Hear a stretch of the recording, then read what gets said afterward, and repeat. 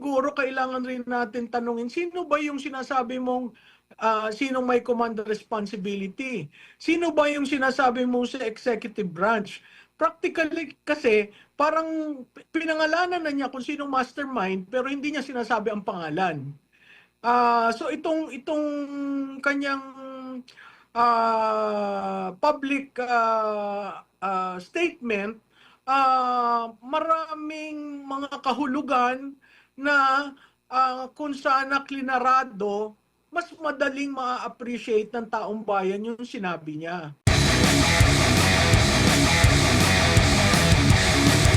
Parang teleserye kahapon kasi una nalaman natin na may plano palang umalis by April 20 dapat, no? Hanggang May 4 ata itong si dating speaker Martin Romualdez dahil mayroong magpapa-surgery ata, no? Doon sa Singapore.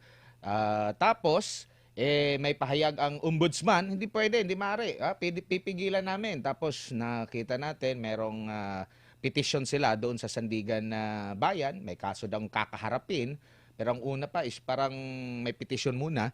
Tapos, ipinakita yung travel clearance ng camera at after nun, lumabas po siya at mayroon pong 11-minute video na pahayag. Ito pong si ex-speaker Martin Romualdez. Ano po muna ang masasabi nyo doon sa kanyang naging pahayag po kahapon? Well, Admar, siguro natutuwa na rin tayo at nagsalita na ang isa sa mga principal na individual o opisyal nung panahon na yon ukol dito sa mga nangyaring paglobo ng unprogrammed appropriations, no? Natutuwa ako kahit parang 8 months ang delay na nagsalita siya, pero sana yung pagsasalita niya hindi lamang threat dahil hindi siya napagbigyan dyan sa health vacation papunta sa Singapore. Sana nagpakatotoo na siya at sinabi na niya lahat kisa sa sinasabi niya na kung bababa siya, kung mahuhulog siya, hindi lang siyang mag-isa. Kasi masyado nang matagal itong ginagawang telenovela tungkol sa flood control projects. Nakita naman natin ang epekto nung pagkamal ng pondo. Hindi halos tayo makarespond dito sa crisis natin, no? O ang tinatawag nilang energy emergency. So, natutuwa ako pero nalulungkot rin ako dahil hindi nabuo yung kwento. Contingent, kumbaga, yung kwento sa reaksyon na gagawin ng administrasyon. Kumbaga kung susumahin natin lahat, para bang pag-amin nyo na meron ngang katiwalian na nangyari doon sa kanilang pagbabudget sa mga nakalipas na national budget po natin, Prof? Oo, Admar. Talagang sinasabi na niya na nagkaroon ng problema, pero naghugas kamay siya at hindi siya ang kasama, hindi siya ang mastermind. Tinuon niya kay Senator Chis Escudero at saka kay Congressman Saldico. Yun namang si Saldico, chairman lang yun ng appropriations eh. Kaya medyo yung umpisa okay, maganda, hinihintay ng tao ano ang magiging katapusan. Yung dulo, parang itinuon niya dun sa iba at siya'y malinis, no? Ang sabi pa nga niya, ilalabas niya yung affidavit na sinubmit niya. Hinihintay ko yung itong araw na ito pero wala akong nakikita. Sinabi rin niya na ilalabas na yung listahan ng proyekto niya dahil hindi nag-benefit ang kanyang distrito. Alam mo, dun sa una namin pag-aaral, sinabi namin doon na merong 66 contractors in his district in Leyte province alone. Sa daming ganong kontratista, di madaming ganong proyekto at dahil maraming ganong proyekto, maraming pondong nabigay. Kaya hinihintay ko yung sinabi niya na ipapublic niya pero wala pa na nangyayari doon, no? At saka ine-expect ko bilang ikaw ang ama ng House of Representatives that you take full responsibility for what happened. Dinistinguish niya kasi ang ang implementation, ang command responsibility as being executive. Mali doon. Kasi meron ring command responsibility ang pinuno ng lehislatura. Both ang Speaker at ang Senate President. Opo.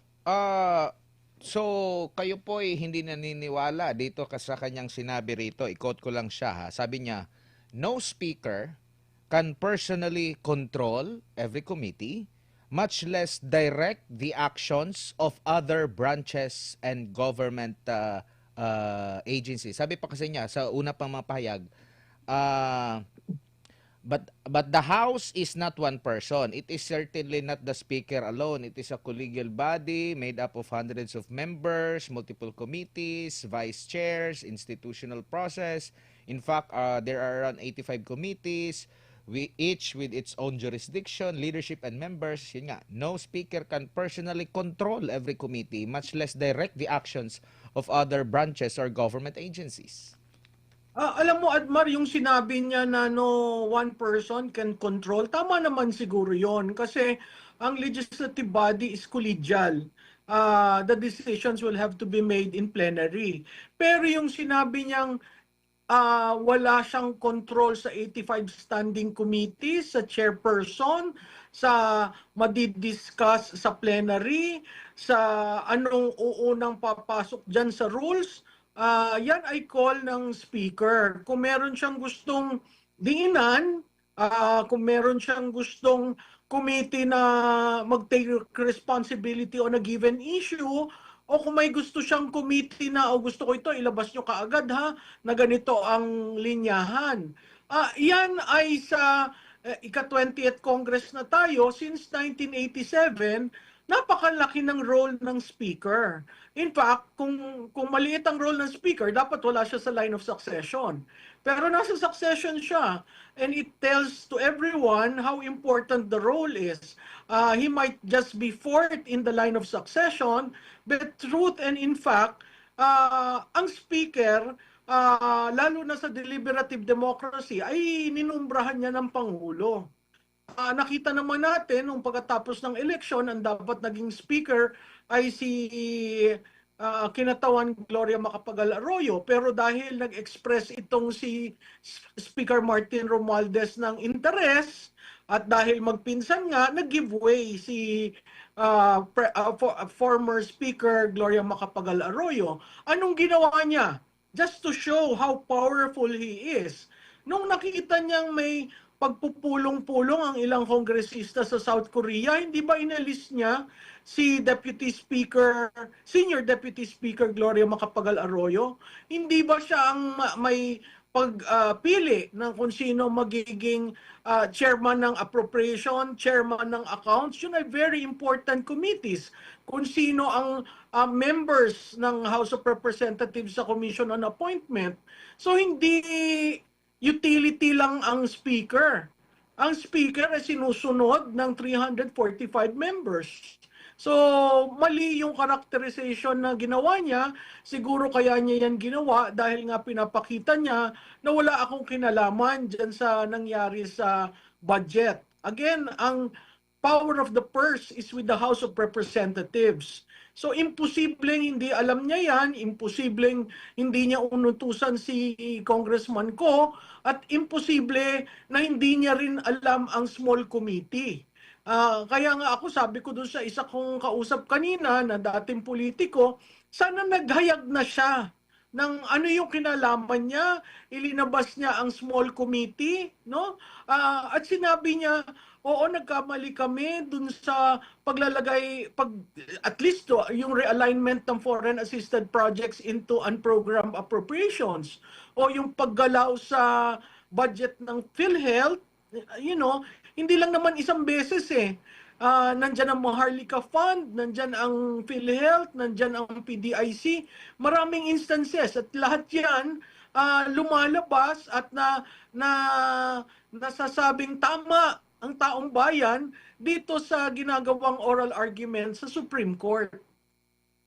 Opo, at doon din sa kanyang pahayag, itinuro din niya itong sa executive Kasi sabi pa nga niya dito, that is why command responsibility is far more logically relevant in the executive branch. Sabi pa niya dito, so if the allegation that there was systematic corruption in flood control implementation, then the public should ask the obvious question, where does implementation actually happen? Pero kung iko-connecta natin doon sa sa mga sa oral arguments sa Supreme Court kahapon, yung mga main project na inilipat doon sa yung mga unprogram na mga project nilipat sa program, yung mga nasa program nilipat doon sa di ba Yung nasa program. Congress yung kapangyarihan na noon. Bakit ganun ang nangyari? Oo, tama ka doon. Kasi ang Kongreso, ang power of the purse, ang pwede nilang, hindi nila pwedeng taasan ang sinasubmit sa National Expenditure Program. Yun yung budget ng presidente. Ang pwede nilang gawin is to realign. Wala namang batas na nagsasabi, bawal mong galawin ang foreign assisted projects patungo sa program. Well, nagsasabing ganon. By tradition, sinasabi nila, yan standby lang. Pero magugulat ka, yung standby based on revenue collection ng bansa, doon lang mapopondohan ang program. Ang katakataka, bakit napondohan, 'di ba? Kahit nga yung for later release, wala namang policy diyan eh. Ginawa lamang 'yan nung huling administrasyon, kung natatandaan nyo, nagkaroon ng impasse sa budget. I think that was 2019. So nagkaroon ng for later release. Yun yung impoundment ng budget. Medyo technical. Pero ang kasagutan dun sa iyong tanong, hindi mo mahuhugas kamay na hindi mo alam ang nangyari sa budget. Kasi every step of the way, naandyan ka. In fact, kung titingnan mo yung valedictory niya at the end of every session, parating niyang ina-upload ang members ng House na nagawa nila ito, na isa tuparan nila ito. So it is not as if he does not know. Kaya ngayon yung problema ko dun sa kanyang statement kagabi, how I wish na pinatutuhanan na niya at sinabi niya talaga anong nangyari kaysa nag-threaten. Kasi ang tao tuloy nagdududa, ano ba ito, diversionary o totoo? No? Bakit ko nasabing diversionary? Kasi nangyari siya on the eve of the second discussion on the impeachment. Tuwing eve ng impeachment schedule, may nangyayari. Nung April 14, ilinabas yung supplemental budget na hindi naman yun inaccept during the filing. Ngayon naman itong kay Speaker Romualdez, hindi ko alam kung yan konektado rin sa impeachment, na nagsisignal siya sa mga colleagues niya, yung mga kasama niya na dito na tayo. Kaya yung pagkasalita niya kagabi, maraming implications yun at certainly may impact rin yun sa impeachment. Opo. Di ba maalala natin din, Prof, no? Yung House Committee Chairman, Justice Chairman ngayon na si Luistro, kumalat, di ba, yung kanyang pahayag. Dahil kay Speaker, dahil kay Speaker, dahil kay Speaker. Parang hindi tumutugma doon sa sabi ni Speaker na hindi ko kaya silang diktahan at hindi ko kayang ang daming dahil sa kanya eh. Ibig sabihin, hindi maisa sa katuparan yun kung talagang iba yung mag-isip yung iba at wala kang control. Oo. Tama yun, no? At saka hindi in-explain yung park, di ba? May park at sagasa. Hindi rin niya sinabi yung he is oversee or caretaker sa 20 districts during his time. So pag pinagsama-sama mo lahat ito nangyari nung siya ay speaker, para magda-doubt ka dun sa towards the end ng kanyang statement. Maganda sana yung simula eh. Akala ko nga finally he will be free and will be able to tell the public what really happened. And pero yung to say na wala akong kinalaman diyan, malinis ako. Mahirap naman yung siya mismo ang nagbubuhat ng bangko niya. Ang nakita naman natin how he governed and how he acted while he was speaker from 2022 to when he resigned. Opo. Balikan ko lang kasi nabanggit niya dahil kung siya daw ang mastermind, makikita na raw sa kanyang distrito ang mga ghost project at kung ano-ano pa. Parang hindi naman ata siya nakakonsentrate ba sa kanyang distrito kasi panay siya ikot sa buong Pilipinas. Mas malaki pa nga yung mukha niya sa mukha ng presidente na nakabalandra every nag-iikot siya sa Pilipinas. Rason ba Mm-hmm. ito na sasabihin mong kung ako ang mastermind, makikita yan sa aking distrito? Oo, kaya nanghihinayang ako kasi kung gagamitin mong barometro ang distrito mo, at pag talagang binuksan natin lahat ng impormasyon tungkol sa distrito niya at ang ginagawa niya sa ibang distrito, masyashock ka talaga.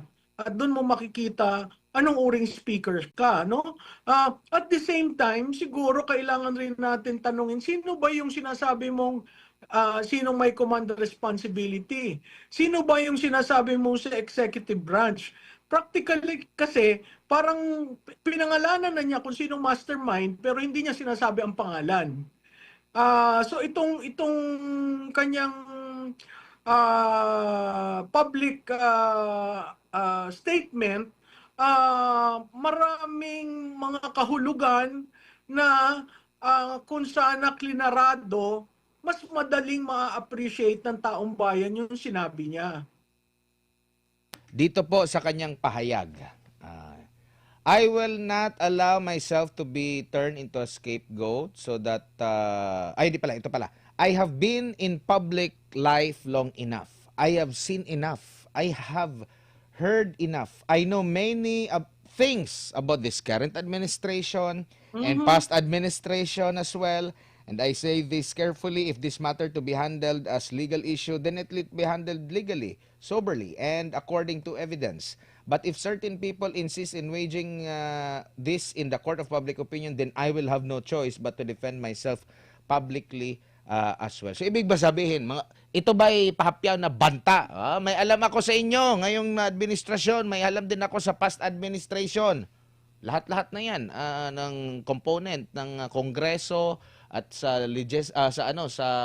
executive. Parang ganun ba yung kanyang gustong sabihin, Prof?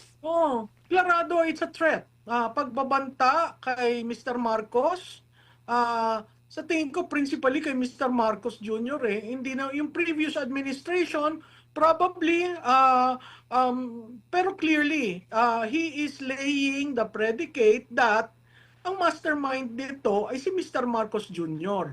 Hindi lang niya pinapangalanan pero nandun yung threat na hindi ako babagsak na ako lang mag-isa. 'Di ba?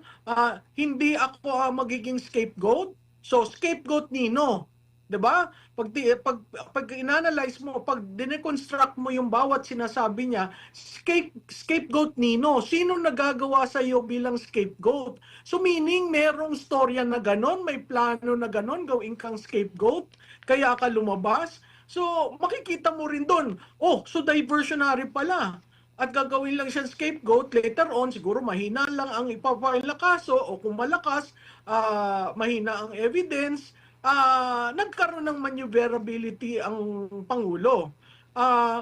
May isa siya diyang binanggit na salita, yung political demolition. Ibabalik ko sa kanya, hindi ba ikaw nagsimula ng political demolition? As early as 2022 November, hindi ba kayo ang nagplano ng political demolition? Laban kanino? Laban sa vice presidente ng iyong pinsan. So ibabalik ko and that's stick to him. Please do not talk about political demolition as if you were buried, you were pilloried, you were pulp dry because there is one person who you did that to, and that is the vice president.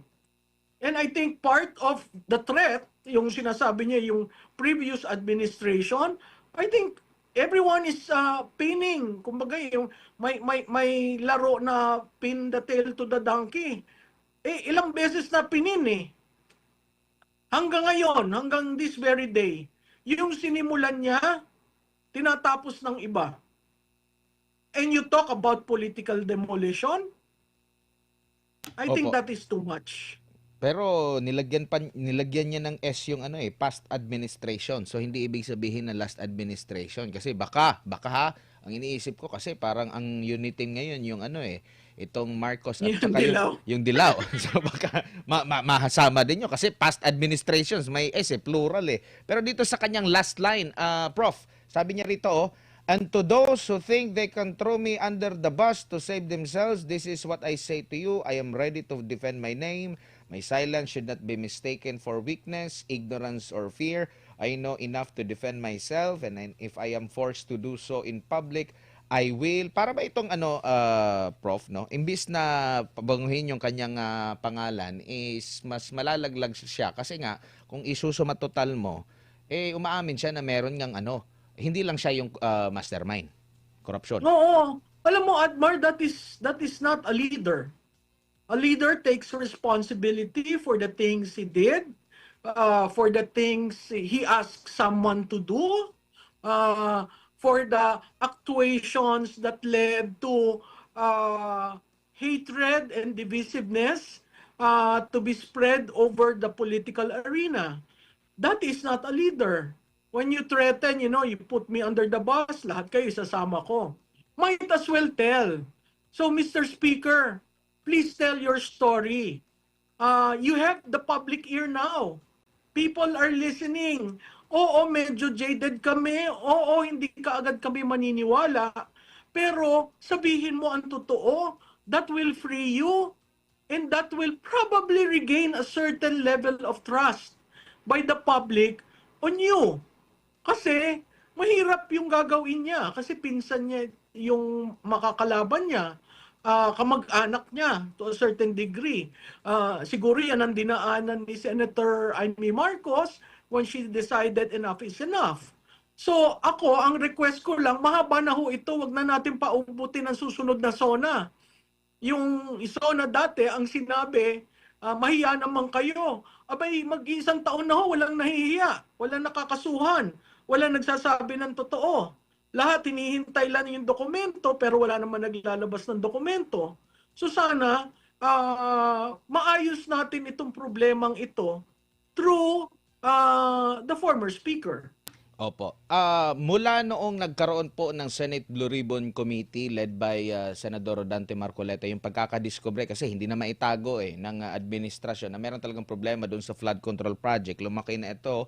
Narinig ito panahon ni Marcoleta sa Senate Blue Ribbon hanggang kay Ping Lacson, paglabas ni Guteza, marami mga nabulgar na mga pangalan, paglabas ni Zaldico, naglabas ng video, paglabas ng Brave 18, yung mga pahayag din ni Chanco. So matotal, isama na rin natin po yung mga narinig natin sa Korte Suprema. May makikita na ba natin yung picture na nagtutugma-tugma talaga at hindi siya hiwa-hiwalay, Prof? Oo, Admar, no, maganda yung tanong na yan. Kahit na pabudol ng pabudol, kahit na linilihis tayo, kahit na paikot ng paikot, alam mo, mayroong isang napakalakas na power na nagpapakita sa taong bayan. Ito yung nangyari. At ito yung katotohanan. And kuminsan sa mundo ng politika, nawawala siguro yung pagsentro sa Diyos. Pero ngayon nakikita natin, so who would even think na matutuloy yung oral arguments? Who would even think na mangyayari yan after they decided not to impeach the president and only the vice president? Who would think that there will be a Brave 18? Nobody knew. We were just waiting for everything to fail, but it did not fail according to our plan. Now that we are finding the pieces of the puzzle, nabubuo natin yung puzzle, unti-unting natin nakikita sino ba ang dapat pagkatiwalaan at sino ba ang dapat talikuran. Dahil binaboy niya at binastos yung mandato ng bayan. May post naman 4 hours ago itong si Congressman Leviste. Prof, sabi niya, kamakailan lang, sip-sip ang mga congressman kay Speaker Romualdez. Ngayon, tahimik sila sa video niya na korupsyon ng administrasyong ito. Darating din ang araw na tatalikuran ng mga congressman si BBM at baka malapit na ito. Oh, I tend to agree with that. No, even the resignation of Anyo and Galvez. I mean, these things they do not happen independent of each other. Somehow there is a unifying team. Hindi lang natin nakikita that early. Merong nag-declare na tatakbo para sa presidente, ang unang ginang. Ano yon? Trial balloon ba yon? Meron katulad na sa balita nyo na sinabi nahuli na si Congressman Ko, ang nag-announce mismo ang presidente. So hindi mo alam ano ba yan, nakatulog na ba si presidente bago in-announce yun kasi lahat tayo nagulat.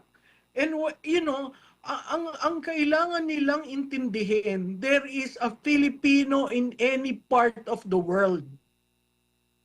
In-export natin ang ating talento, kinomodify natin ang ating kapwa Pilipino. Ngayon, yan ang nagsisave sa atin, sa lahat ng krisis natin. And at the same time, nagsaserve as eyes and ears ng bansa. So pag nakita nila si Ko, napicturan, tinanong,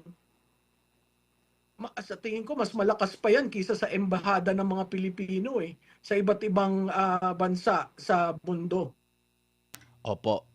Doon naman po sa nakalipas na 2 oral argument, lalo na itong pinaka-latest po, Prof. Anong mahalagang punto po na dapat malaman ng taong bayan? Kasi parang hindi yata pinansin ng mainstream. Parang mas nakapokus sila dito sa impeachment at iba pa mga usapin po, Prof. Oo, syempre agenda setting ang mainstream ang online daw ang trend setting. Hindi, alam mo ang maganda dun sa nangyari kahapon, 3 justices ang nagtanong. Maanghang ang mga tanong ni Senior Associate Justice Marvin Leone, no? Doon na unearth yung. So ibig mo bang sabihin ang DBM mas mataas kaysa sa presidente? Di ba? Yun yung sum total ng argument niya .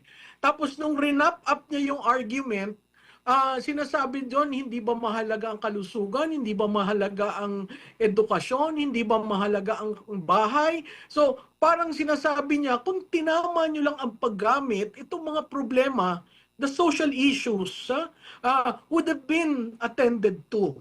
Ngayon, dun sa tanong ni Justice Caguioa at Justice Hernandez, noon natuwa ako kay Hernandez, abay, dun sa kanyang presentation may maleta. Yun So nga that mindset has even been instilled among our justices na without saying anything, everyone when they saw the maleta, naniniwala si Justice doon sa maleta. Di ba? Ang sinabi nga niya, gaanong kalaking pondo ang kakasya sa maleta. At doon din sinabi ni yung konsepto ng fiscal flexibility na ang sinabi, hindi ba yan parang bending the law?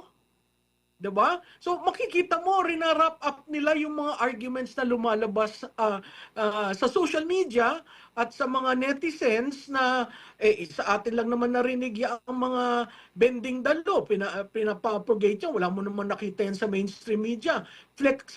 Fiscal flexibility, no? At saka yung ang nagde-decide ay ang DBM secretary, hindi naman ang presidente. So ang ibig mo bang sabihin, mas mataas pa ang DBM secretary kaysa sa presidente ng bansa? So napaka-technical na mga issues, pero the way they wrapped it, ang ordinaryong Pilipino hahawakan ang sagot at tanong na kanilang ginagawa dahil napaintindi sa Pilipino kung bakit mahalaga yung oral arguments. Opo, kumbaga better late than never kasi sinama na nila ang 2026 at mga 6. ilang buwan mula ngayon magkakaroon na Oo. ng deliberasyon na naman sa Mm. 2027 na budget. So maiging makapaglabas din talaga ng malinaw na desisyon ang issue po na ito at nabanggit, mahalagang punto nga nabanggit mo na alisin na lang yung unprogrammed appropriations kasi risk ito. Oo, agree ako doon. At saka siguro kailangan ng reforma sa budget process natin, no? Yung ginawang reforma na kasama ang CSO pero hindi naman talaga actually kasama, mahirap yung gawin, no? Kung sana mas maaga doon pa lang sa budget call, sinasama na ang taong bayan, sinasabi na anong priorities, sinasabi ng presidente, ito hindi niyo pwedeng galawin. 'Di ba? Ah, di makakahinga tayo na yung social programs are protected. Yun lang naman ang habol ng taong bayan. Hindi na nga tayo nagrereklamo sa daming tax. Pero bigyan niyo naman kami ng maayos na serbisyo. Ano ang nakakapagpahirap sa Pilipino? Yung datnan ng sakit o sakuna ang iyong kasamahan sa pamilya at wala kang pera o hindi ka handang gumastos, nagiging mahirap ang Pilipino doon. Yung edukasyon, libre na ngayon lahat ng edukasyon.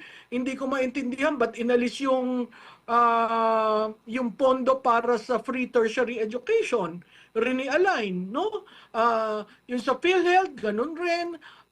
At saka yung pabahay. Yung pabahay, hindi na yung legacy kasi yung 1 million a year talagang isinatabi na. So, maraming mga pagkukulang itong administrasyon na ito kung ibabase mo nga yun linagay ni Justice Leonen yata yung 8 priority agenda, no? Ilinagay niya yung financial screen.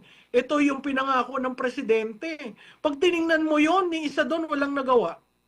So ano yung 6 na taon? Ano yung 6 trillion budget na tayo? Magkano ang ginugol na budget in the 6 years? Nasaan si Juan de la Cruz? Opo. Pero 'di ba sinabi ni PBBM, ma'am, na natatakot siya na baka mawala yung kanyang legacy at makalimutan. Ang unang nakalimot yata sa legacy yung nag-budget eh. Alam mo yung legacy yan, ako, kung tatanungin ang legacy niya, political demolition. It's all politics. This is the administration that I have seen really ruining institutions because of politics. And that has to stop. Opo. Bago lang tayo doon sa ano ma'am, sa impeachment versus VP Sara dito sa Kamara. Naglabas po ngayon ng kautusan din ng ano, ang office ang Supreme Court, no? Naghumiling kasi na nagpetition kasi itong grupo ni dating Speaker Pantaleon na Alvarez, writ of mandamus directing President Marcos Jr. to submit himself to physical and mental examination, including a hair follicle drug test. The petition also seeks to direct the President to disclose and publish the medical report indicating the results of the examination, including medical and clinical confirmation of physical and medical fitness to discharge the powers of duties of the presidency. Ngayon ay binibigyan sila ng 10 days para magpaliwanag o makuha yung kanilang panig ang opisina ng Pangulo. At ba natutuwa ako diyan sa desisyon ng Supreme Court, binabayan ngayon. Siguro wala na tayong yung huling takbuhan talaga natin ang Korte Suprema. Mabagal silang umakto, kung minsan panis na yung issue. Pero pag titingnan mo, kung minsan tumatama yung timing nila na hindi naman pinaplano. Katulad niyan, pinag-usapan niya nung nawala si Presidente, nung mga talks na may sakit, nanghihina, tapos nakita natin, all of a sudden, nagcha-challenge kahit kanino, nag-jumping jack, nagtatakbo. Siguro, obligasyon ng Pangulo na ihayag ano ba talaga ang true state ng iyong kalusugan. Natutuwa ako na sama diyan yung hair follicle test kasi it's about time. Parati kong sinasabi noon pa man hanggang ngayon, kung mahal mo ang Pilipinas, Mr. Marcos Jr., you will do those things because rarely has Marcos received a 31 million mandate. Respect the mandate and do what needs to be done. Pero ang ginawa ng Malacanang, Prof, hinugot nila yung mga unang pahayag ng dating administrasyon. Kasi minsan na rin kinwestiyon po ng isang abogado ba yun, sa Korte Suprema, yung patungkol sa kalusugan ng Pangulo. Pero sa pagkakalam ko, sa desisyon ng Korte Suprema, sinasabi na doon na nagla-live pa nga daily, every night yata yung Talk to the People, nagla-live ang Pangulo. Ito naman, bihira lang natin makita talaga ng naka-live. Siya pa yung nangunguna mismo sa pagmi-meeting. Parang siya pa nga yung nagpe-preside talaga, Prof. Alam mo itong, yung siguro yung sinasabi mo yung tagapagsalita. Yung tagapagsalita, hindi ko maintindihan. Maging para sa kanila, to blame Duterte. Maghahanap ng, mag-test ka, o bakit tong dating administrasyon hindi naman ginawa. So, it doesn't answer the issue. It just deflects the issue. And, siguro tama-tama na yung pambabastos sa Pilipino. Hindi naman mga tanga ang Pilipino. Ang gusto lamang nila yung stability ng polisiya at gusto rin naman nila na pag sila'y nagising ng umaga, may presidente. At kung walang presidente, yung constitutional successor ang dapat sumunod. Opo, dito na tayo sa huling topic po, Prof, sa pagdinig sa naabutan nyo po na impeachment hearing. Ano po yung mahalagang punto kung meron man, mahalagang punto po doon sa hearing po? Kasi una pa lang, meron ng mga sinabi itong si Congresswoman Jervil Luistro na kung papakinggan mo, meron na talaga silang desisyon na dapat ma-impeach. Pero bakit pinapatagal? Yan yung tanong ng mga supporter na ni VP Sara. Alam mo, kaya nga ang parati kong sinasabi, isulat nyo na yung articles of impeachment. Kung sa tingin nyo, meron kayong evidence. Kasi yung nangyari ngayong itong umaga, no, nagsimula sila sa SALN. Yung SALN, kung titingnan mo for the past 20 years, to prove unexplained wealth is not correct. Kasi ang SALN is just a recording of all the assets and liabilities. When you deduct that, that is the net worth. Okay?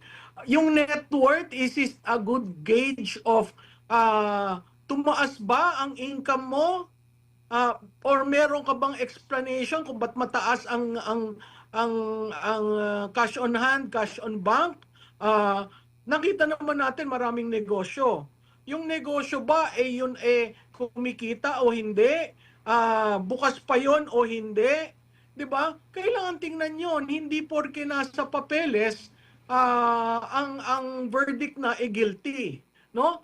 Yung sinabi ng isang kongresista dahil walang cash on hand at cash on bank doon sa last 2 or 3 years of SALN, ang sabi niya, di wow, yun ang record Why will you question the record? Ang dapat gawin nila is variance analysis sila at tanungin, hindi naman nila makukuha ang sagot dyan kasi walang corroborating sa SALN.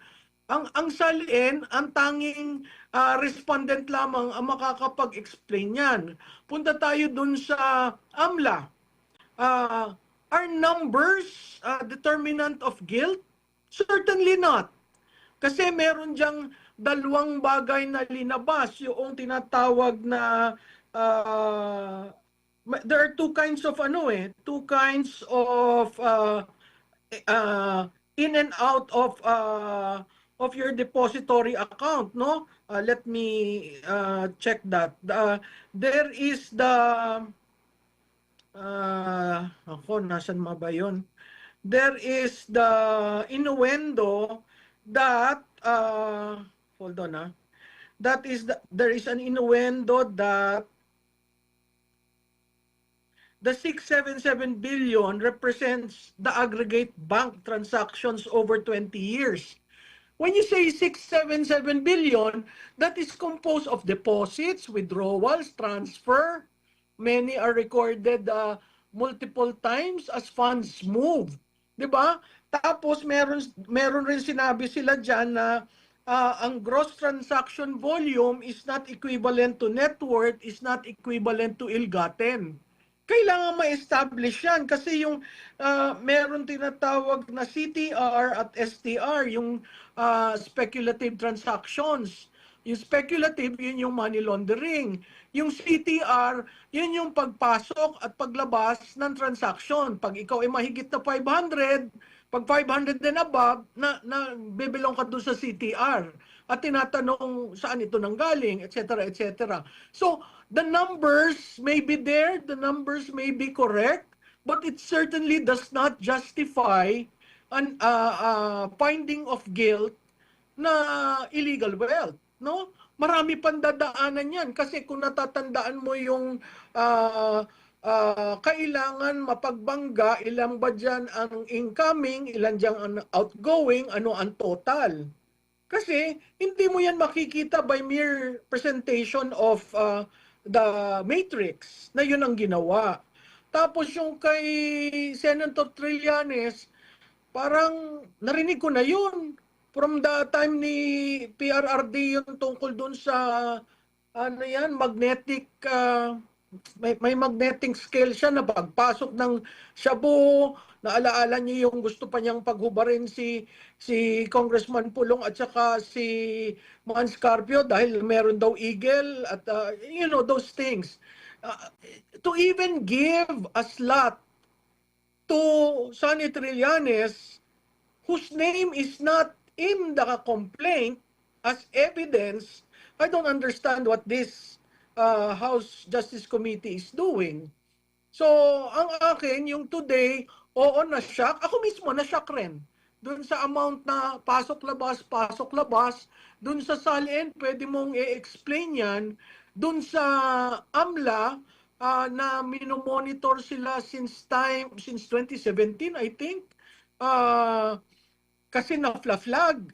It has to be explained clearly.